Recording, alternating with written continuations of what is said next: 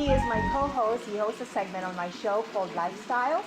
He's also a singer, composer, a businessman, and we're going to highlight, I decided to have him on the show to highlight his musical career. Let's all welcome Mr. Brian Burns to the show. How are you, Brian? I'm doing well, Mr. Brian Burns. Mr. Brian, King Brian, we can go. Yeah, Sir Brian. My whatever, partner you know. in crime. You two are my partners in crime, actually. That's right. So tell me, let's talk a little bit about your musical career. When did that start? Okay, so I grew up on music. My dad was a music teacher for his whole career, a high school music teacher. So when I was a kid, I grew up on drum lessons, piano lessons, guitar lessons. I got my first drum set when I was 5 years old. So my whole life, in my younger adult years, I played in bands out in Hollywood and LA. And so I've been in music my whole life, but then I transitioned into another career, which I guess we'll talk about in a little bit, into the real estate. But recently in the last year or two, I've kind of rediscovered my passion for music and started writing music again. Yes, I've heard the music that you wrote. They're amazing. I send them to you. You know, when Brian writes music, he writes about life experiences, right? And you write about. I like to say I'm creating positive music for positive vibes. Oh, okay, So good. yeah, so I want all my songs to have a positive message. To inspire people. I want to inspire. No, That's what I want to do. I want to inspire. Not all music, by the way, as you say that, people go, okay, yeah, everybody does it. No, everybody doesn't do that musically. There's some music out there that can get dark. Yeah, no, that's just not my can get thing. I'm more about the positive music. My songs are more about love. And peace and oneness and everyone getting together and Right. being loving each other. Kumbaya. Yes, I know. No, that's already been done. I was giving you a song idea if you wanted to go on it. Yeah, I might run with that. You know, Ron also sings and he Kumbaya, plays. okay. You If we play need the it, guitar a and little bit. everything. So, Yes, he's a what musician. music instruments do you play? Okay, so your well, dad was a music teacher, you said. He was a music teacher, but the main I play drums, I play guitar, I play a little piano, enough to whatever hit a to chord. write music, and bass guitar.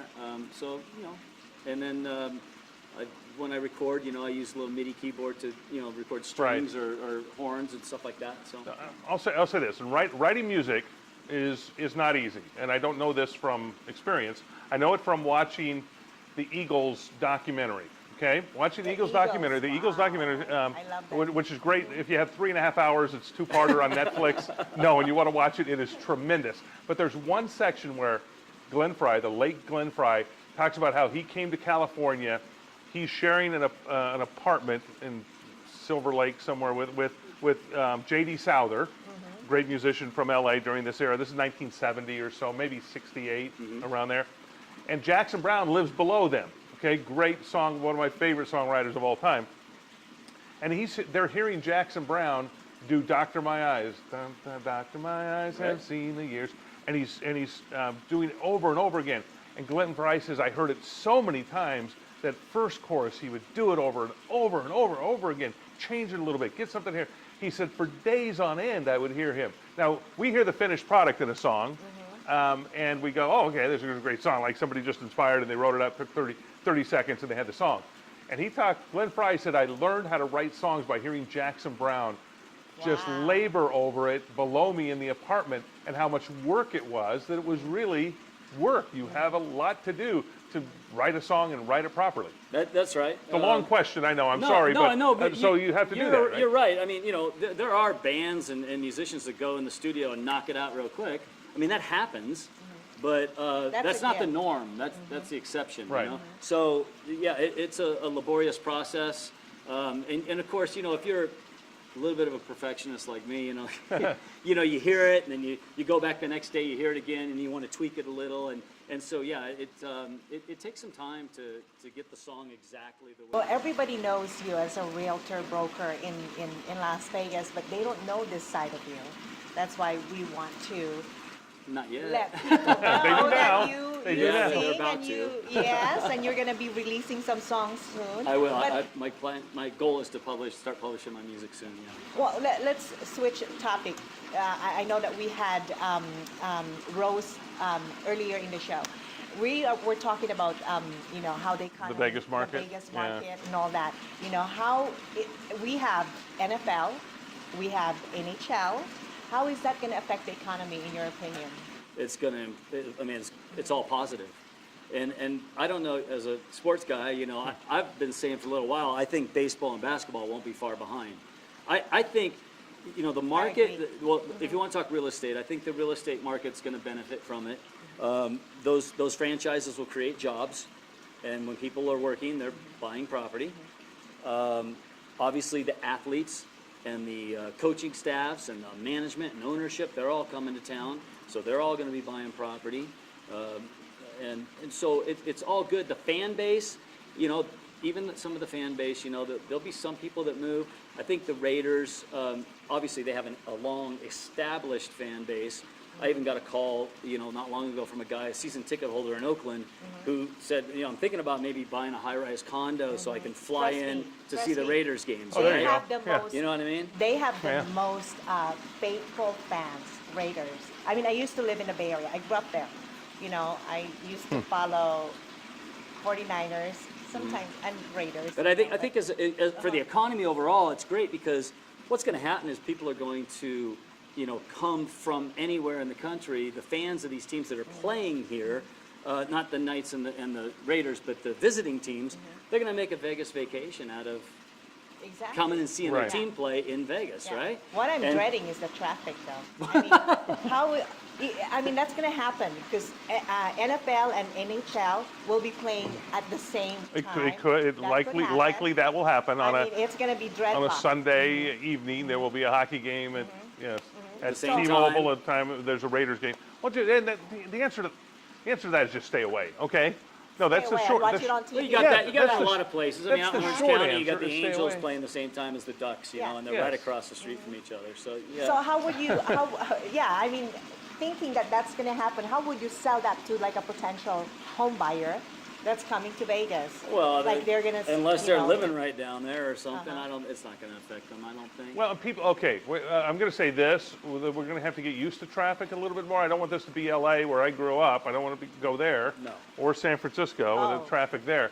But I go LA is back. crazy. I go back to the Indy 500 occasionally. My brother lives back there, and they just know that when it's Indy 500 weekend, it's nuts around the speedway. It's going to take you 4 hours to get in and out and around anywhere. So either you go and you know that, or you avoid it. And stay makes home and watch sense. it on TV. Yeah. And So they have some crazy drivers in Los Angeles. yes, I'm going to say Not like yes. the Bay Area. He and I When both you're- know that. When Yeah. when you're on the freeway, it's like uniform. It's like 5 cars in between. It's like they're so polite, Right. drivers.